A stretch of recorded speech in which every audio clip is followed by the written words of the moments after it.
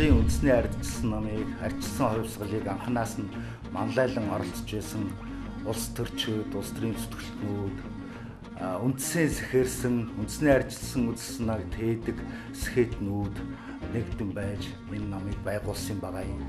Манай намын одоо үзэл баримтлалын нэг толгойн 3 жилийн нэг хамгийн чухал гэж хэлж болох нь бол үндэсний үзэл юм. Үндэсний үзлийг бид ойлгохдоо монгол хүний хайрлах, өмөөрөх үзэл, Монгол эх орноо хайрлах, Монгол газар шороогоо хайрлах, харамлах үзэл, Монгол хүнийхээ бизнесийг дэмжих үзэл, Монголынхоо эдийн засгийг босгох үзэл, Монголын хүүхэд залуучуудыгаа өг дээдсийнхаа сургаалаар хүмүүжүүлэх үзэл, Монгол хэл, соёлоо хөгжүүлэх үзэл, хадгалж авч үлдэх үзэл гэж үздэг.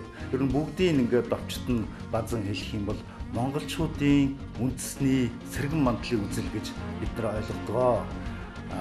Үндэсний үзлийг улс төрийн хөтөлбөр болгон томьёолж, Монгол төрийн нийгмийн, эдийн засгийн, улс төрийн бодлого болгон одоо гаргах их үйлсэд зөвхөн одоо нийт монголчуудтайгаа хамтран байж л энэ их үйлсийг бид бүтээж чаднаа.